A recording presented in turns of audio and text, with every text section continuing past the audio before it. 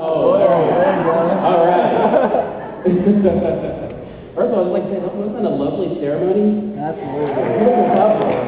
Yeah. I told John I was going to come up here and I was just going to say embarrassing stories about him for about half an hour. We wouldn't mind hearing that, would we? That's right. It turns red, right? Then I started thinking about it. I can't think about a single embarrassing story about John that somehow I wasn't involved in. And I come out looking twice as worse. So we're going to skip the embarrassment story thing. I was thinking, we were roommates in college our freshman year, and I'm like, there's got to be something embarrassing in there. But I can't think of a single story. And I'm like, that's not just embarrassing for John, that's embarrassing for me as well. What if we sat in our room to play video games? Everyone else was partying, playing Star Wars.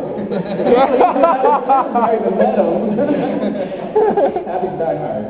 But I decided instead of embarrassing, we just go with funny story. Because I've known John for about 10 years, started in 8th grade.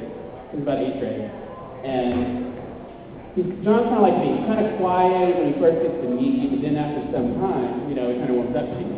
And so, but he'll do random things you don't expect, kind of out of character. He always catches me off guard. And this is like the first time it happened to me. I think it's a funny story. So even if you don't think it's funny, if you laugh, I'll feel better about it. So this is my first job. We're working at Target together, right? So it was a summer job. John he was lifeguarding me. He starts to work about 2 months later. And so I'm starting to do a little bit of training because I've been there long enough, right? And Target's supposed to be kind of upscale. So instead of carrying them, on aisle 4, we have walkies, right? And so the thing I always explain to people about these walkies is there's a line 1 and there's a line 2. Line 1 is for like your general announcements that everybody gets to hear if you need an apartment, or something like that. You go to line 1. If you have something that's specific to tell someone, you go to line 2. Right? And that's what you can tell everyone. And I didn't train John. He worked in a different department than I did. And apparently whoever trained him didn't teach him this. But that second line, where I tell everybody, it is not a private line. Because most of us at Target, that's our life, that's our friends, our family, so that's what I call the gossip line. So if someone says go to line 2, they think it's a private conversation. It is not. Everybody goes to line 2. All right? Keep that in mind. So I'm working, I think this is John's first day, or at least the first week. And John's walking with like toys, and I work in the toys department, so I'm like, this is toys. He's like, Daniel, can you meet me in the break room? And I'm about to say, you could say I'm on my way, and then you can talk about something personal or whatever, you just take a break together. Well, I didn't get to the walkie fast enough, so John's like, Daniel, you go to line 2. And he follows that with, and I'm like, I'm on line 2. And he's like, can you meet me in the break room? The Miss American Beauty pageant is on. Now, like I said, everyone in the store who has a walkie is going to line 2 to listen to what people are saying. Plus, all the managers have line 2. And so I'm kind of stunned. I don't know how to respond to that. I'm on my way.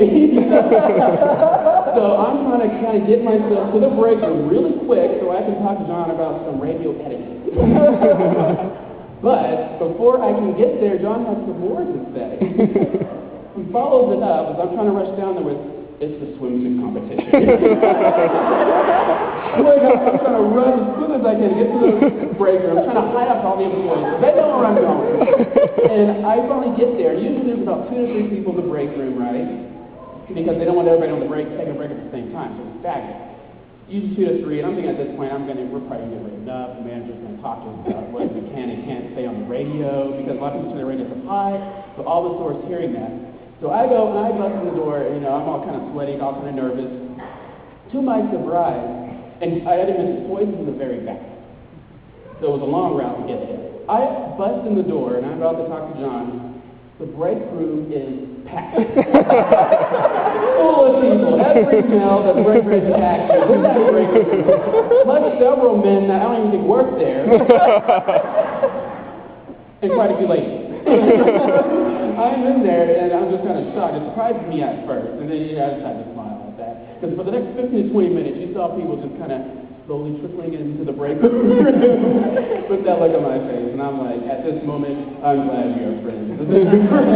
John, his first day of work, packed out the break room so everyone can come watch the swimsuit competition. But yeah, I was like, I'm glad we're friends, and I'm honored to be John's for us guys as well. We were very happy so John. And, you know, I just wish the best to both of you. You know, me and John have been friends for quite a while, been there for each other's ups, each other's downs, and this I think is the second time I've met Amanda. And so I can't say that I've known her that well. But over the time, you know, me and John touched on the phone, he was in Colorado, you know, I could just sense a shift in him. Like, he's just much happier, you know, and content. And as, you know, I've gotten a chance to kind of meet Amanda and see them more and more guys, it's a wonderful couple, you know, so many things in common, and it just flows so well together. So I just wish best wishes to both of you, long life together, mutual joy, and happy memories. I think we can all agree with that.